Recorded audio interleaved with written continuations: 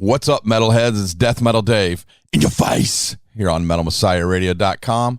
And I have another longtime friend of mine, special guest, Paul Degolyer of formerly of Resurrection, actually. And what's up, Paul? Hey, what's up, buddy? How you been, man?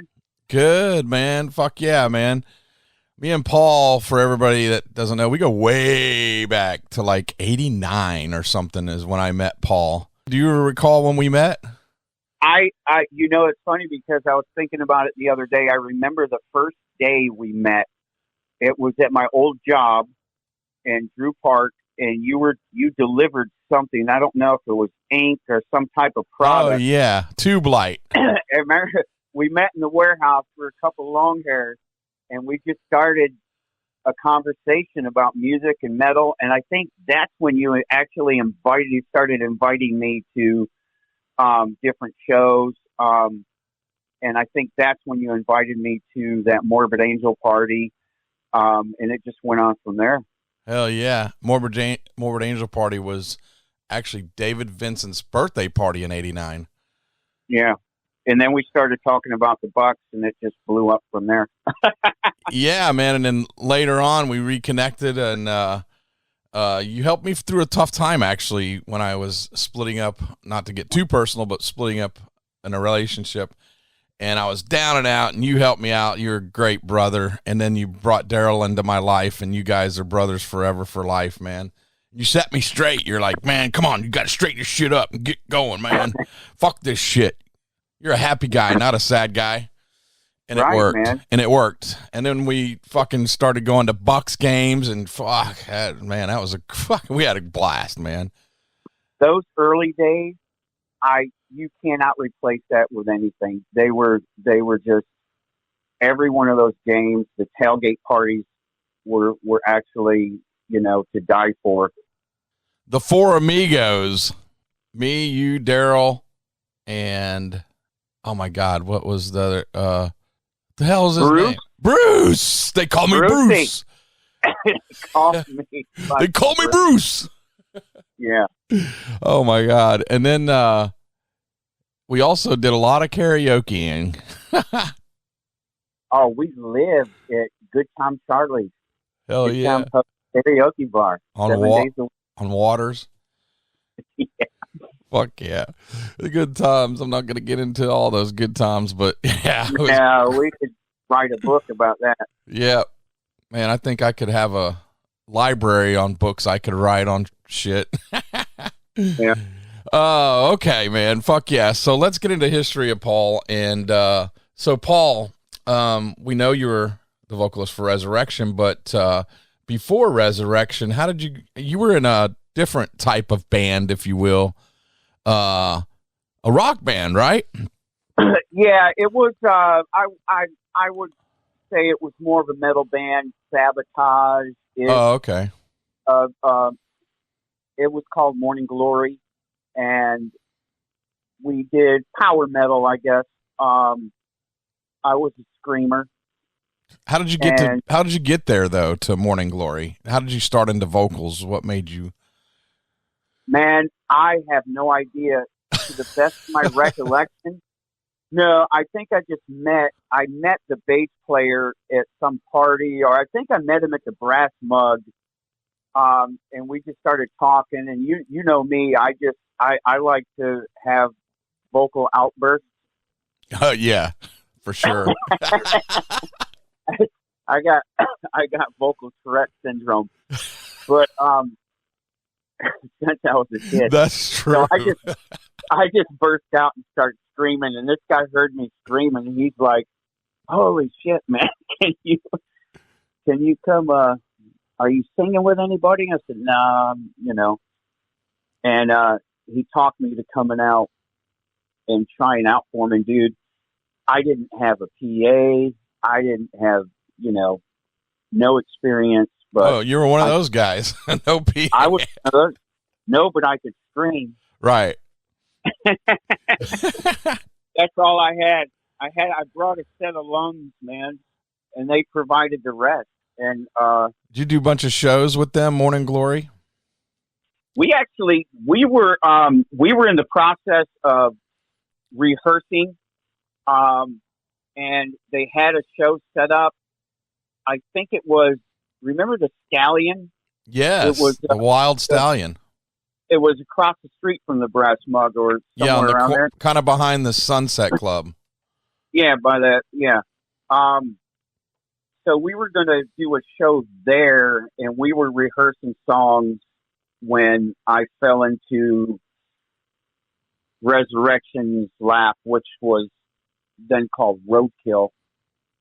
So it never came to fruition. We never actually played anything outside of our little practice studio at Public Storage there. Yeah, and right between Nocturnus and Morbid Angel. Tell us about that storage unit that everybody has heard about through the history. What all bands were there? Oh my God. That place was unbelievable in itself. There's probably 30 bands there. Yeah, you had Ice Earth played there, Morbid Angel, Nocturnus, Roadkill. We played there. We played right between Nocturnus and Morbid Angel. The cool thing was every Friday and Saturday, they would let you open the door and have like open jams. Yeah. And people would flood that place. It was like a free show. Yeah, I think that's when I went. Yeah, and you could just walk and you could go, and pick out any band you wanted to listen to, and people would just come and sit down in front of and listen to people's jam. And I'll tell you, the Roadkill story. So I was, we were right between those two death metal bands. And so one day, it was on a Saturday, we just literally our guitar player started doing some power chords, some death metal chords. And I was just threw in some growls, for actually the first time. I never experienced that vocally. Right. But, I figured You're just fucking around. We were just having a blast, and the Roadkill guys were skateboarding by, and they stopped, and I was just throwing it out there, man. And they were like, wow. And so when it all shut down, they came back and they talked to me, and said, hey, look, we're looking for a guy like you. I don't know, what you guys are doing and your situation, but we'd love to have you come out and try out for us. We've got shows lined up, distribution deals. So, I'm like, well, I don't know. All right, let me think about it. And so I went home, I pondered it. They gave me their number, and I was actually convinced to do it. Well, while you're, and just to be clear, Roadkill was not a death metal band at the time. No, they were, I have no idea what they were. Well, they're kind of like power metal, thrash. Yeah. And actually, before this happened to you, they actually asked me to come out and try out. And I was more of a death metal vocalist and I was a different vocalist. And I thought, I can't hit those fucking screams and shit. I cannot do it. And I just said, nah, man, I can't do it. Yeah. John, I appreciate the thought. After he gave me some songs on a cassette, I was like, man, I just can't do it, man. And it's not my style. And then, bam, hit me in the face after you joined, fucker. No, I'm just joking. But anyways, so yeah, then you went home and pondered it. Yep. And I said, what the hell, I'll give it a shot. So I went in and I talked to the guys from Morning Glory, and they were actually, they encouraged me. I told them, I said, look, I got an opportunity to go try out for this band, like four places down from where we're practicing. And, I said, they're a death metal band, and they're, saying that before. And they're like, man, dude, go for it. So I went down there. They gave me a tape. I listened to them practice. They played a bunch of the Roadkill songs, and I'm like, at first it was, really fast. It was almost like almost thrashy. Yeah, it was more of a thrash band. Yeah. Yeah, and with a lot of moving parts. Their songs had a lot of moving parts. It was like, and so I took the tape home and I listened to it and I said, there's no fucking way. There's no fucking way. I was out of breath. I'm like, I can't even keep up with this shit.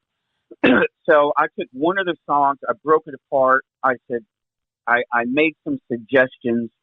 So I went back the next day and I said, look, I'm not sure I can do this. These songs are way too fast.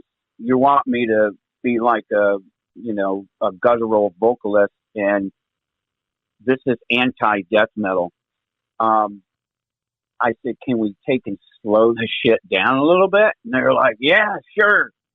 And so they just slowed the songs down, and I just ad-libbed the first couple practices and started writing, making notes.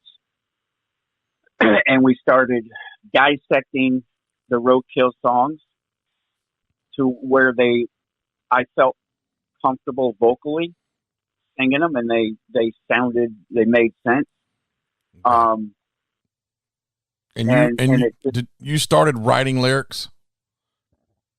Yeah, I had in the beginning, like I said, I had no experience. I didn't know, I wrote songs, but I didn't know. My brother and I used to jam for years, and we would hack songs together. But I had a unique writing style where I would write vocal riffs as opposed to writing a song. So I would listen to a section of music, and I would try to pick words that matched that melody of that riff. You know what I'm saying? Yeah. And it's like that song Torture Chamber. You go down, down, down, down, down, down, down, Torture Chamber. And so I would just plug holes with what I thought sounded good, go back to practice, go through the song. If it made sense, then I would go back and try to make sense of the song. So It wouldn't sound idiotic, That's how that evolved. Yeah. Well, how did you, so you recorded a demo in 91 and where did you record that at? How'd that come together? The Resurrection demo. 91. Yeah, all those were done at Moorsound Studios.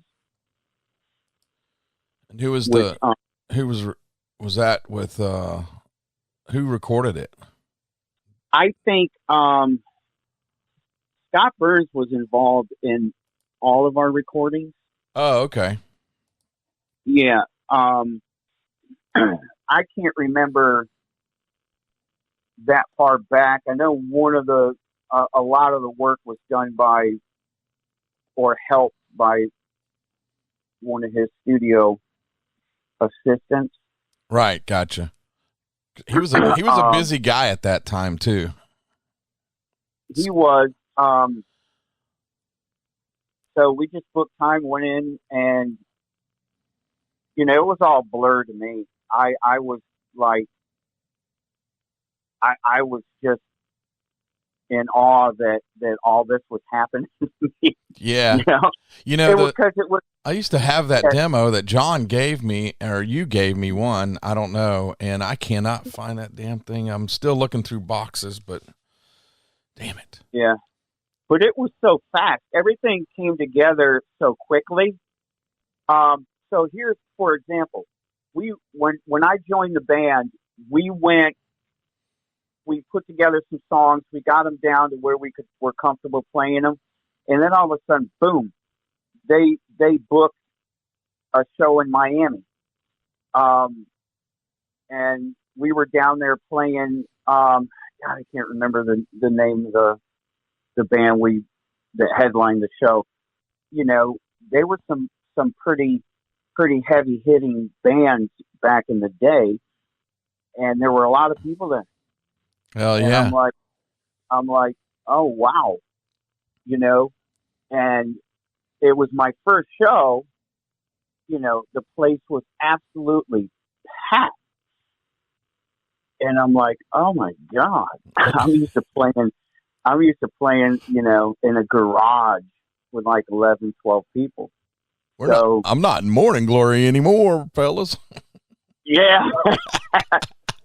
but I'll tell you what, it was so weird because, you know, you have those first show jitters, and that was literally Rape Date. That's who we were playing. Oh, Rape Date Killer. Yeah. And so right before we went on, I'm thinking like, I got butterflies. I'm ready to throw up. I'm like, I'm too far from fucking home to run now. I gotta do it, man. So, but it's funny how as soon as I got on stage and grabbed the mic, and what I did is I just focused on one person in the crowd. Yeah. And they were, yeah.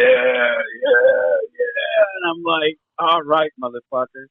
And it just clicked and everything went away. And we did the show and it was awesome. And that's wild that your first show wasn't in Tampa. It was down there. No, John did that on purpose, booked that show. Because, you know, back in the day everybody played at the Ritz. Yeah. Those were some pretty decent shows. And it was kind of like, I want to say it was a dog eat dog fucking community at that time. Yeah. And they who can be better than this and that? Right. And for my first show, they didn't want me to fail if we went out and sucked, you know, in front of the home crowd. Yeah, I got you. So, but we blew it up in Miami, and it just, I don't know, it just took over. And I'm like, okay, now I get it. It all clicked. Right. Now I get it. Okay. And the thing with a lot of people ask me that knew like my vocal history, were like, how do you go from singing to that stuff? What pushed you in and kept you into that? And I'm like, man, once you do it and feel it, you feel it to the bone.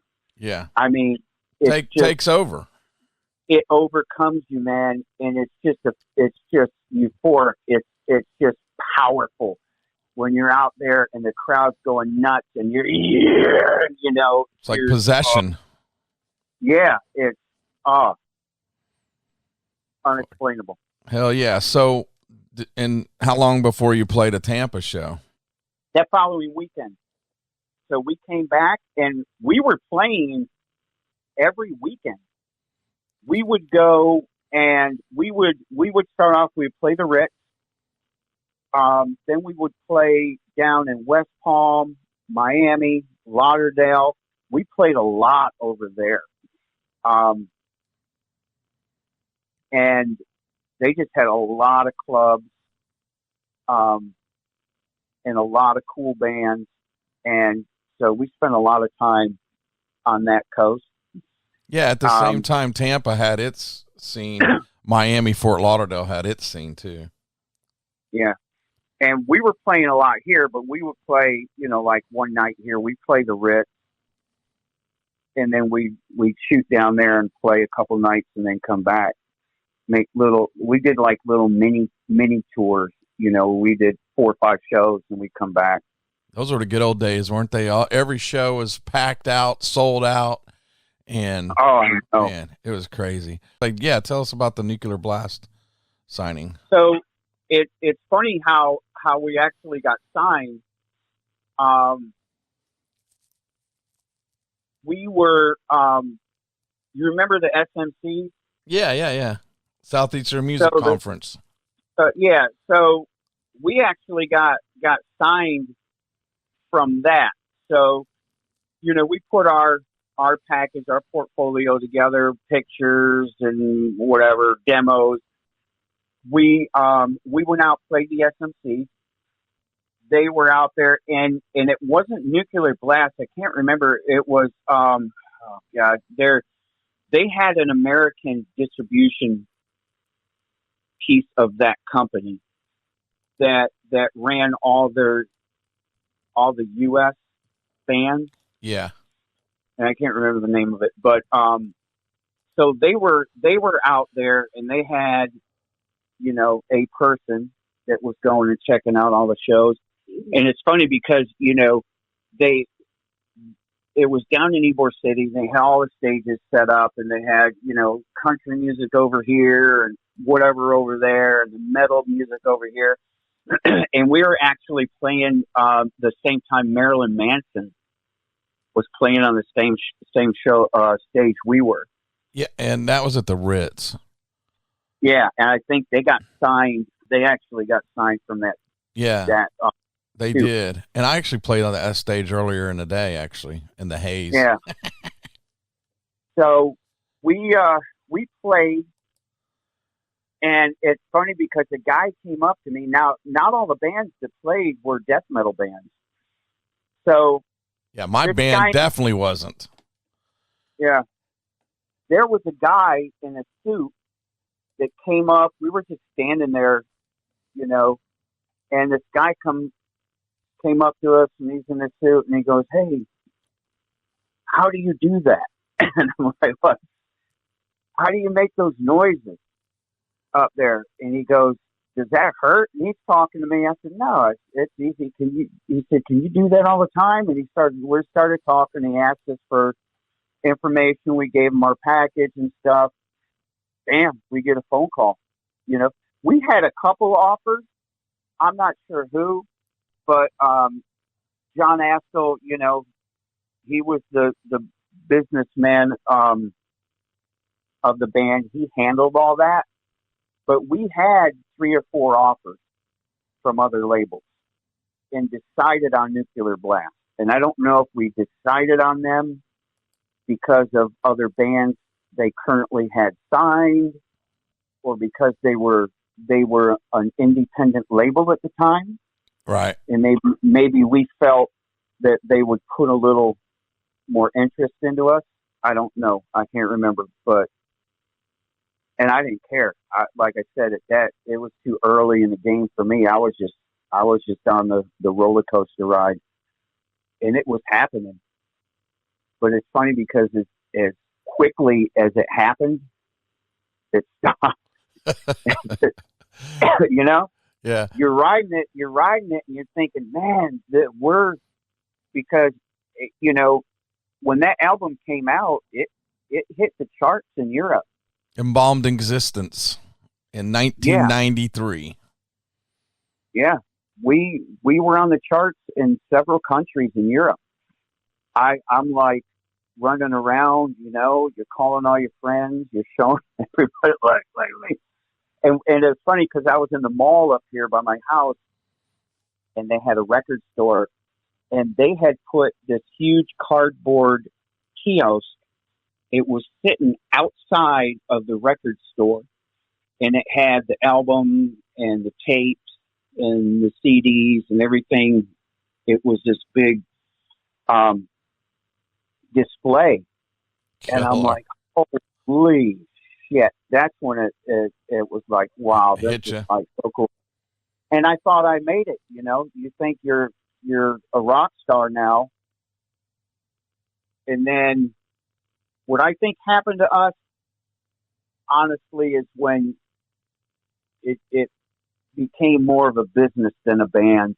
Well, did y'all tour on that album and stuff around the U.S.? No, we did a lot of, you could call touring, but never out of the country. Gotcha.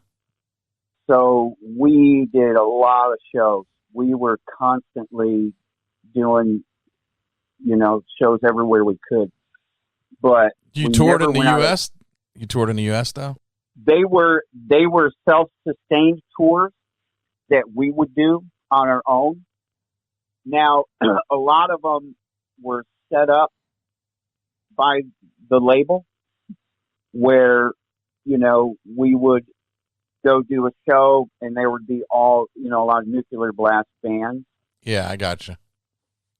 And the shows were set up by them and we would get paid and everything like that. But a lot of that stuff, we would rent vans. I'm sure they paid for the vans and stuff, but we drove ourselves, had our own little roadies and stuff. We didn't actually tour out of the country until Mistaken for Dead. Gotcha. And so what happened with it? What happened with not going anywhere? And you said it turned into a business more than fun. So I think a couple things happened. The whole music scene changed. But didn't you play Milwaukee Metal Fest and stuff like that? Yeah. Yep. Gotcha. We did the Milwaukee Metal Fest. Yeah, that and we just did shows like that. But like I said, we rented vans and drove ourselves. So what happened was the whole music industry changed overnight. From my recollection, the label, we had a lot of tours lined up and they kept getting canceled. And we couldn't figure out why. We were literally, plane tickets, bags packed, shows canceled. Wow. Tours canceled. Yeah, and that started pissing us off. And then we were supposed to go in and record another album, which, one would think that every album you should get a little bit more budget. Right. And this budget was less than our first album. Oh, wow. I think what happened, to be honest, I think a couple things happened. I think we ended up spending more than anticipated on the first album. We were over budget. Well, we were way over budget and way over time. I remember we had to keep going back and asking for more money, and we brought in Alex Marquette to do the drums. We let our drummer go, and the bass player, and it just turned into a kind of a train wreck, so to speak, financially. Yeah. Well, and so. And then along with, and so on top of that, John comes up with the idea, hey, we're signed. We have a contract. We can do anything we want now. and that's word for word. So our writing style changed. Now all of a sudden, it's like, okay, the death metal scene was kind of dying out a little bit. And all the, grunge and all that shit was coming in. So the music became what I refer to as more radio friendly music. Right, gotcha. And I didn't like it. Nobody liked it. When we did the demo, they didn't like it. The label didn't like it. It was a bad idea. We tried it and it failed, and I think it was a mutual parting of ways. Right, gotcha. Where they were like, what happened to Resurrection? And we were like, hey, you guys keep screwing us on tours. You keep, things aren't happening the way they were supposed to happen. And so we're out, and they're like, bye. Tell us about you doing a guest vocal spot on Corner's album. Yeah, that was definitely Grin. Yeah, a highlight in my repertoire in my life. So afterwards, after we decided, we still played a little bit, trying to find another record label, and then Charlie Haynes, our guitar player, other guitar player, he decided to bail. Everybody just kind of faded away. And I get a phone call from More Sound Studios saying, hey, are you available to do some vocals? And I said, yeah, what do you need? They said, well, we got this band Corner in town, and they have all these spots they need filled in vocally. And I about shit my pants. I'm like, repeat that?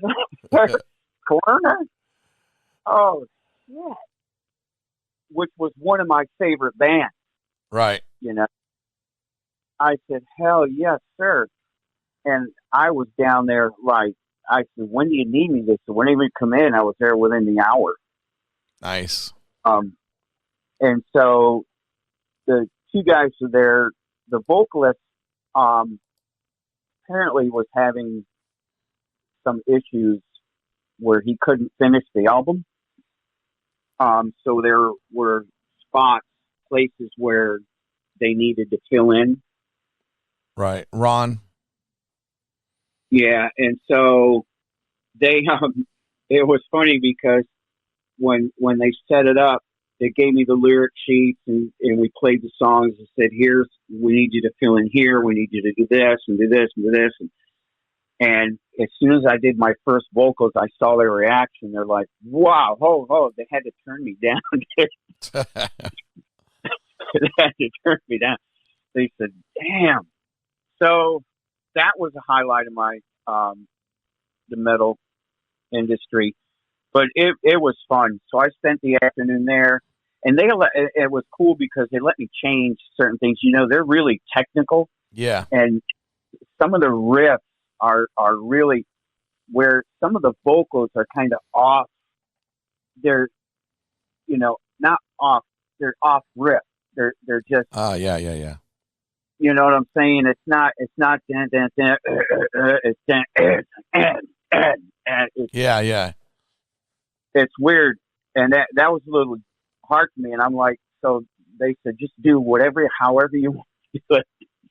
So I did, they let me change a little bit up on Grin, how I did Grin, where it comes in, Grin, till I lose. You know? Yeah. That was a little, they had that a little bit different. And I said, doesn't it feel better? You know, till I lose. And they're like, do it, man.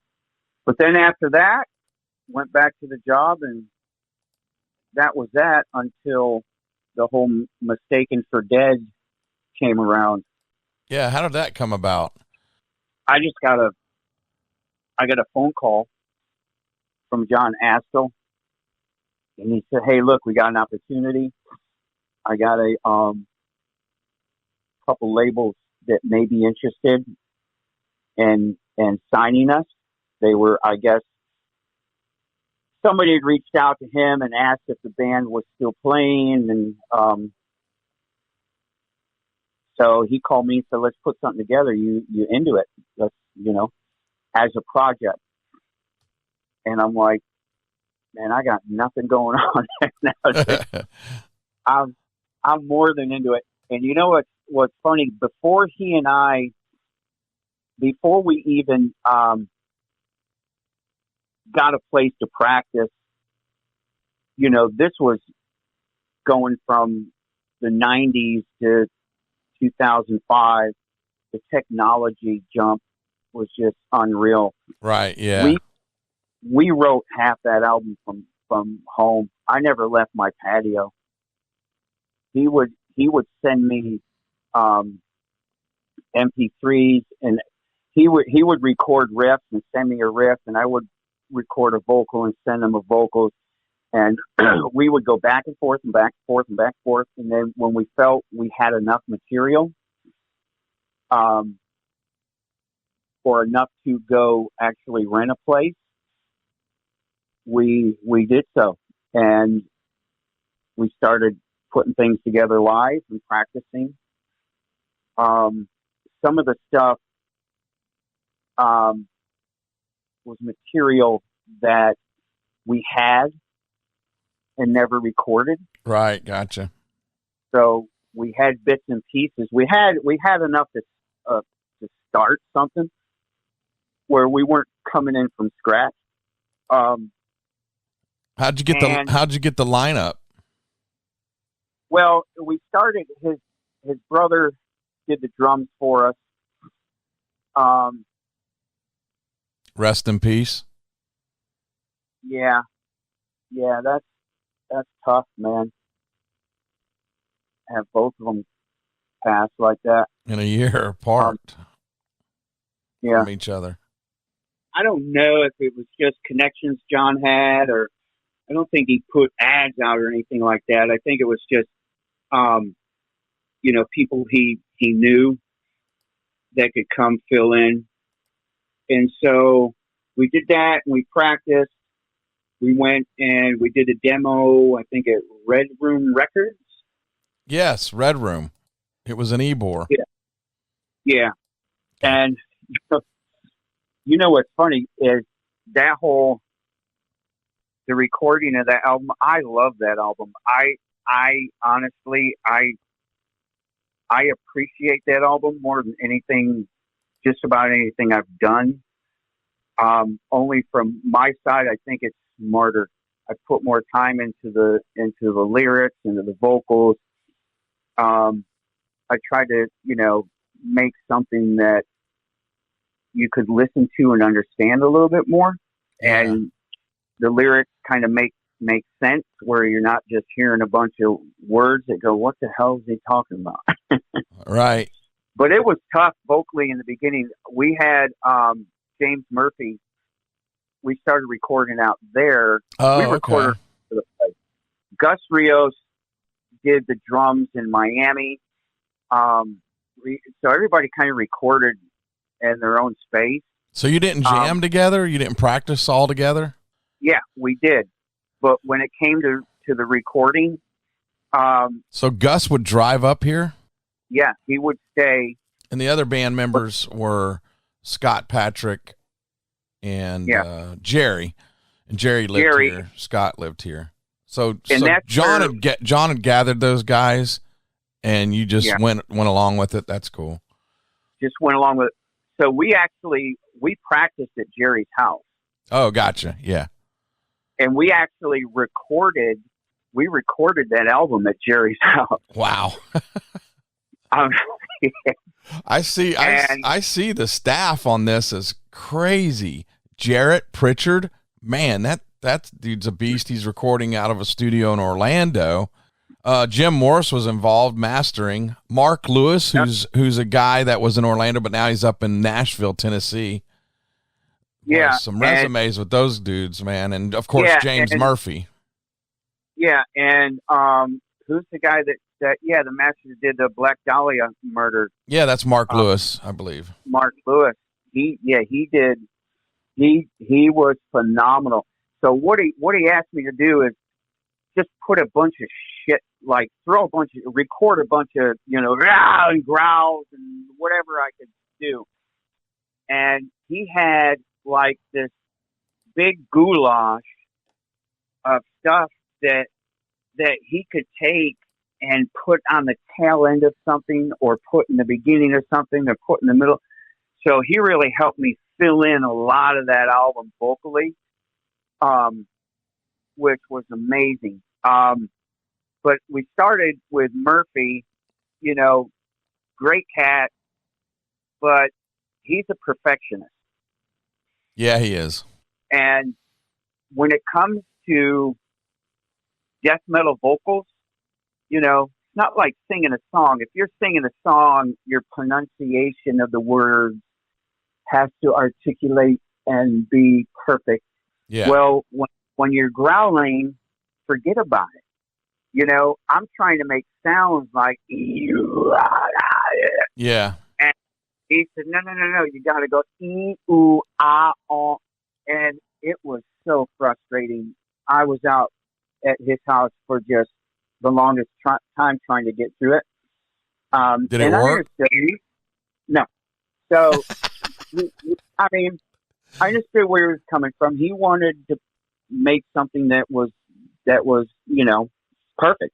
And it just didn't fit my vocal style. So we went back to Jerry's house and I finished all my vocals at Jerry's, and we did all the guitars there, and wrapped it up and sent it out. And I like it. I really, the thing with that is I like all the songs on it. Right.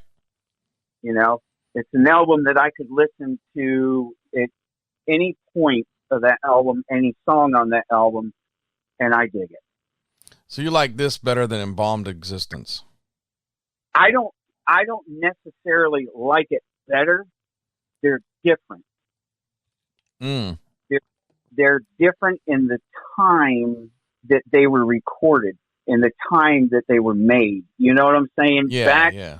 in the 80s and 90s, that's the era that generated that type of music and that sound for me.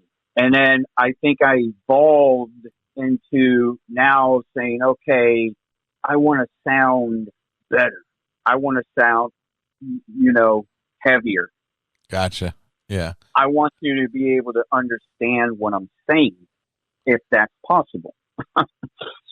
And then you once it came out, you did shows. I remember John reaching out to me at the time I was booking, and he goes, "Hey man, will you book us?" I'm like, "Hell yeah.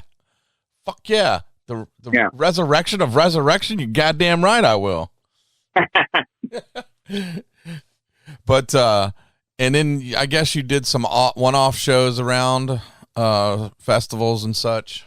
Yeah, we went to California, did some festivals. We did the kind of the same as with Embalmed Existence, just around.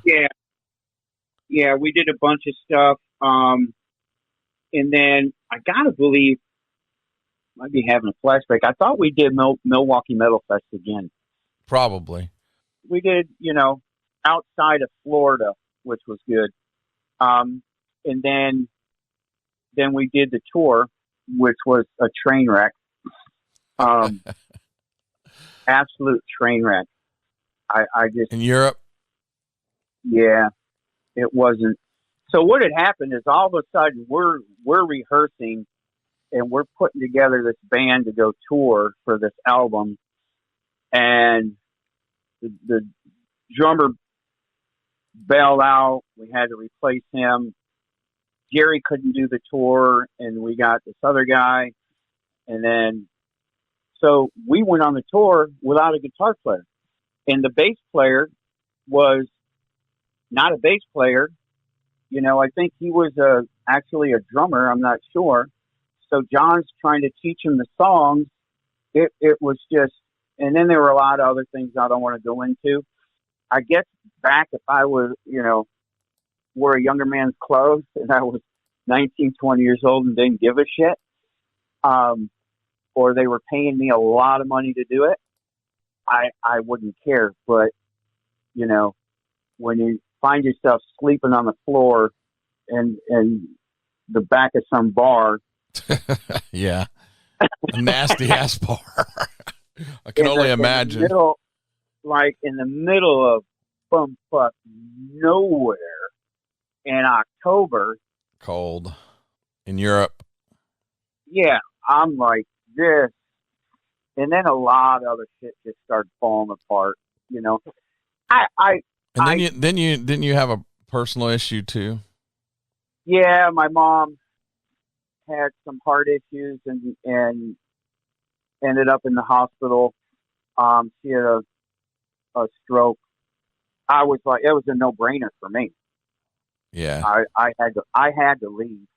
It was a disaster, and your mom's in the hospital. You can't. Yeah, your mom. It's your mom. Yeah, and so 2 + 2 = see you. But I'll tell you what, we were talking. Me and the drummer and I were talking. He's like, "Dude, I'm out, man." he said, as soon as I get the first chance I get, I'm just gonna book. He ended up staying through the tour. We played a lot of cool places, but just when you do something like that, you're bringing a product. Yeah. Your fans, the people that have been waiting.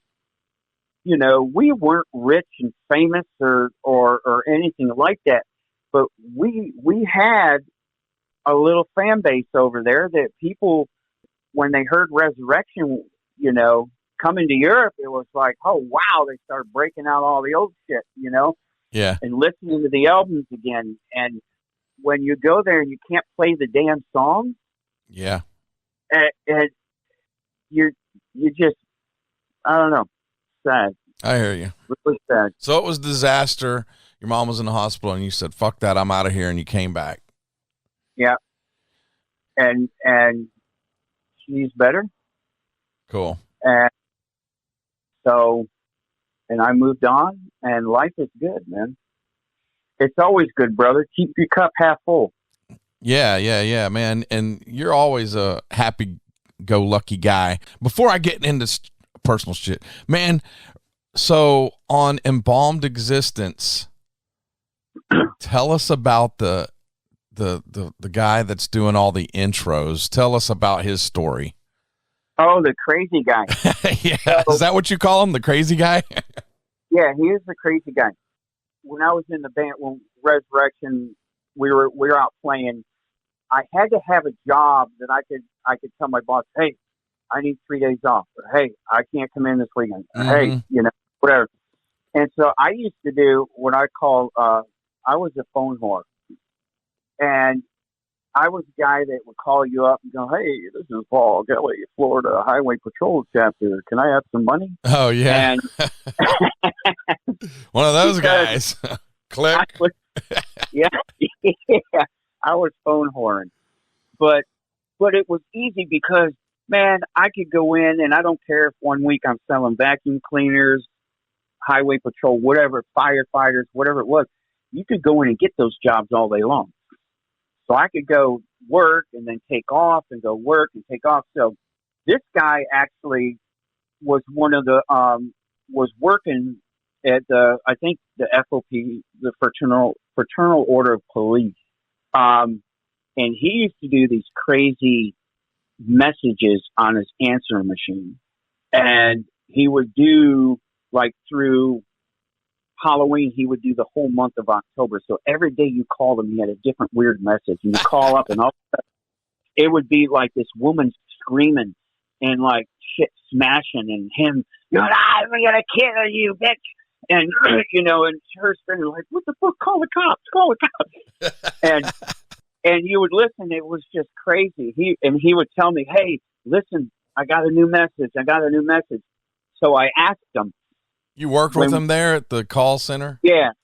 Yeah. And I said, will you be interested? And so I would go, I ran back to band practice and I said, we would call and just sit in band practice and listen to this guy's messages. And we were dying, man.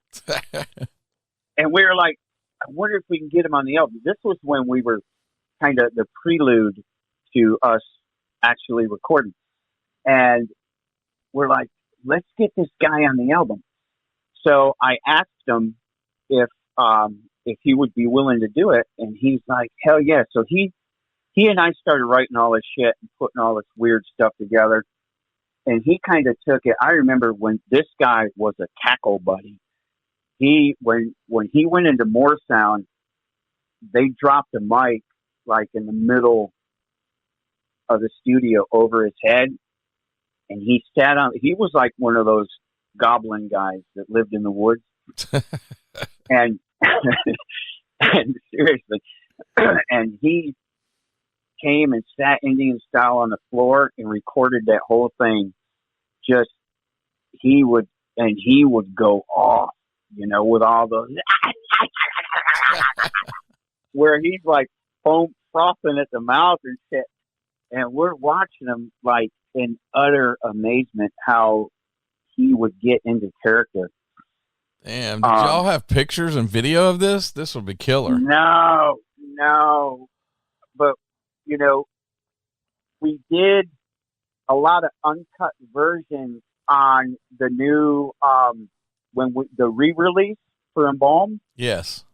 So we re-released that with all the demos on it, and we did all the uncut versions of that guy's recording and all the studio stuff. And it's just weird. And some of the stuff, you know, he came up with, I was like, and I was afraid because I'm like, well, you're like, this is like too much. And a lot of people said that when that album came out, a lot of people said there's too much of the cackle guy. And I thought it was great at the intro to every song. Yeah, but he was, you know, when he said, I sit in my home eating human waste and drinking the young from my dog. I feel insane when I do this, but I like it. Yeah, it's fucking awesome. The fuck is that? And you believe he's probably doing this shit. Oh, crazy. But you talk to that guy anymore or seen him? Oh, no. I knew that guy I didn't talk to him even after the recording. I don't know what happened to that cat. Because I didn't go back to that place. Must have died eating his shit and urine and shit. Yeah. It's like, where do you pull that out of, man? If that's rolling around in his head. Yeah, exactly. Imagine what else is going on inside that coconut of his, man. That's insane. Yeah, no shit. So, but that's living in the woods edition. Yeah, down by the river. Ugh. Sleep dog. So yeah, man. What do you do nowadays? You're a pirate sometimes, right? I am.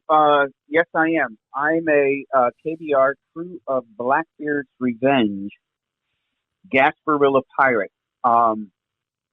And as a matter of fact, I have a meeting, KBR meeting tonight. The parades are coming up real quick, so I got to prepare for that. But yeah, it's really fun. They do a lot of work. It's year round. My friend and your friend Daryl Hahn started the KBR. He's the owner of it. He does so much for the community, and a lot of those people that are in that group, fundraiser after fundraiser after fundraiser. If you go on their website, you just see the huge amounts of time and money, not only spent in the community, but money that they bring to the table from the community in events that they do and charities. And it just doesn't stop, you know. But I can tell you the pirate parades in themselves are just, it's a blast. There's hundreds of thousands of people that go to these. Hundreds of thousands. It's a drunken stupor. When you're in the parade, it's moving at 100-mile-an-hour clip. I mean, those floats are cruising, and you're throwing beads, and it's an experience. So you do the day parade, which is actually the same day of the Tampa Bay Museum of Metal exhibition at Magnanimous Brewery in Tampa, North Nebraska, Seminole Heights, and you got the Gasparilla Festival parade that day on Bayshore. Yep. And then you're coming out the next day to the event too, right? I will be out of pocket Saturday, to say the least. Yeah. And I won't go into that, but so yes, I'll be coming out Sunday. Back to the Pirates, and I gotta say, Daryl Hahn's awesome. And I know this way back when we were doing pirate shit with the Bucks, and I guess it kind of evolved into that and the KBR sort of, right? And well, I just never had time to get involved with it, man. It's a lot, and I do a lot without doing that at all. Yeah, Daryl and I are a lot alike, you know. Yep, that's true. And he's a go-getter. If he wants something, he's got it. It's done. He does. Smart dude. No question. Fucking smart guy. Yeah, if he wants something, it's done. You know, and it amazes me his talent. He could make a phone call and have 100 people show up if you were throwing a barbecue, and he said, "Hey, can you bring some people?" He'd have in a half a day have 150 people in your front yard. Yep. Yep. He and I, for years, we would go on the water. We would do the parades, but we would do the flotilla, and we would do it on the water. And they were like, oh my God, they were, we would camp out on the boat. It was a blast. And I guess one day he just figured, man, watching on the floats, thinking I can do that, and he did it. Yeah, I think at one time he had a couple of floats. He had two of them, but he's got the one now that I think he rents out or leases or gives to the Bucks. Yeah, sometimes one year he had it at the Bucks, or a couple of years he had it at the Bucks out front of the stadium. Yeah, it was there this year for the Outback Bowl, I think. Gotcha. So how many crew members? Oh, dude, I can't tell you. I'd be lying or guessing, but there's got to be over 100. Right, and man, the charity work that these people do. I know some people are like, "Oh, pirates, yeah, great," but no, these pirate crews of all these floats and all these crews, they all do charity. I think it's also required to be part of the Gasparilla that you do charity, but they do so much charity.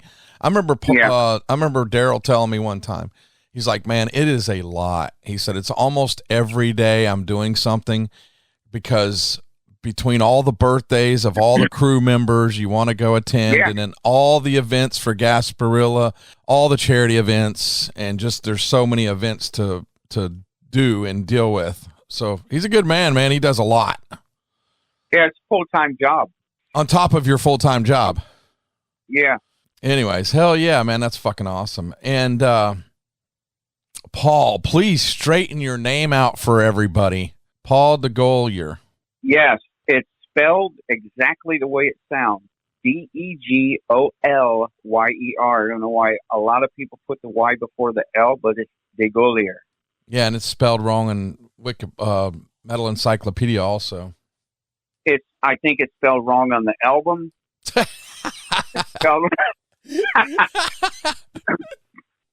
Yeah. Here, let's look. I gotta look right here, right now. Oh my God. Yeah.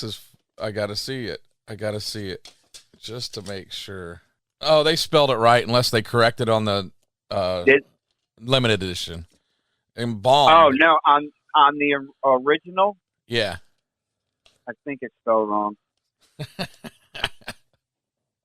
That's hilarious. Yeah. Where's that name come from? It's French. Gotcha. What are you doing nowadays? No band stuff, no music, no nothing? Working and living, man. Just loving life. I mean, why not? If it's out there, take it. I'm just easy peasy. The simple things keep me going. If I can, it's spelled wrong on the original release. Yeah, that's what I figured. But if I can just like sit home on my back patio with a cigar and barbecue and watch a football game, there ain't nothing better than that. Couple cool ones. Oh, couple. Yeah. Yeah, you smoke cigar. You and Daryl are cigar aficionados, if you will. Aficionados. Yeah, I actually got him into it. I remember when I used to we'd go out and I'd give him a cigar, and I was buying, I was getting really nice cigars, and it used to piss me off almost, because I would give him a good cigar and then I'd see it crumpled up, or he would put it in his pocket and get it and smash. I mean, he and I back in the day were bouncing off each other. So we were, or you see, he'd take a couple puffs and smash it, put it in the ashtray. Right. Dude. I tried it once and you bitched me out about how I was doing it and everything. And I was like, all right, fuck this. I don't need this shit. There's a right way to do it and a wrong way to do it. Yeah. And I couldn't get it. And I was just like, fuck that. I don't even care about this shit. I just like them. I'm not smoking like a pack of cigarettes or something, but yeah. they're nice to, like, when you come home just to relax and chill out, have a couple beers, smoke cigars, barbecue something. I got a cruise lined up. My wife got me into the cruising. Oh yeah, they're pretty cool. I've only done the metal cruises though. We just came off a 7-day cruise, which was really nice, all through Mexico, Honduras, Belize, and stuff. That was nice, man. Get the drink package. If you're listening, yeah. Get the drink package. Fuck the food. They got plenty of cheeseburgers. Get the drink package. We're going on another 7-day one coming up here. We're going to do Bahamas. So I got a lot on the side, a lot that keeps me busy. You know, my daughter graduated from University of Tennessee. Go Vols. Hell yeah. Roll Tide. She's trying to make it in New York City now, which she just got a big taste of that. She had her purse stolen, her phone stolen. They hacked her iCloud account. I mean, welcome to New York. Yeah. Hey, you know what's fucked up about that? So the guy that took her phone was trying to hack her security code. Somehow or another, he accidentally turned the camera on and was recording himself trying to hack her phone. Killer. and it saved it on her iCloud somehow, because when she got her new phone, she had that recording. You want to talk about spooky movie creepy? This guy was like in his room, didn't have a shirt on, dirty old dude, and he's like,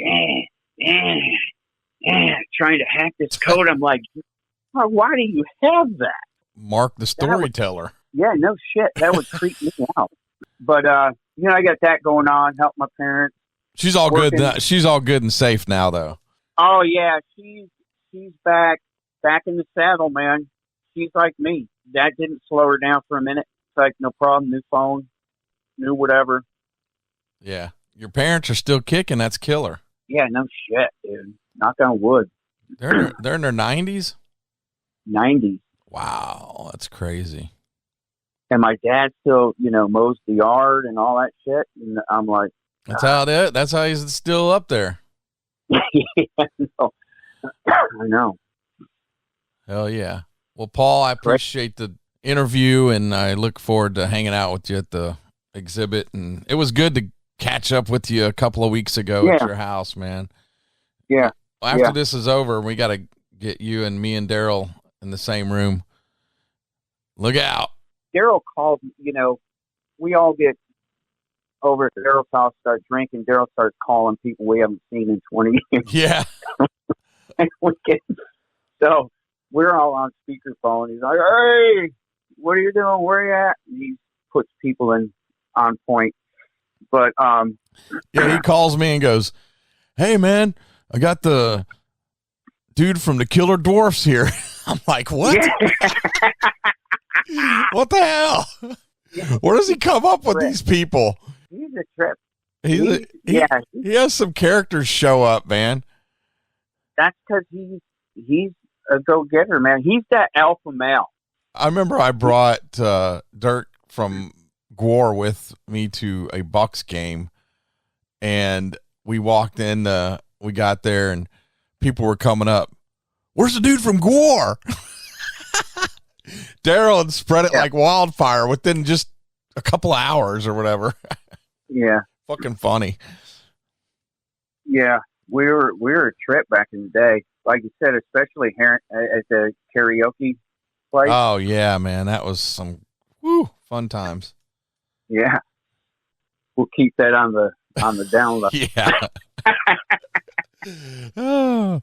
All right, Paul. I appreciate it, man. And thanks for joining us, brother. You want to say anything else out there to the old Resurrection fans? Keep it heavy and stay metal, man. Hell yeah, brother. All I can say. But I've got Paul's mic is going to be on display at the exhibit in Tampa on the January 25th and 26th. There you go. Hell yeah. All right, brother. All right, man. Good I'll talk to you later, brother. Tell Daryl I said what's up tonight when you see him. I will. Hell yeah. All right, brother. I'll see you Sunday. All right. See ya.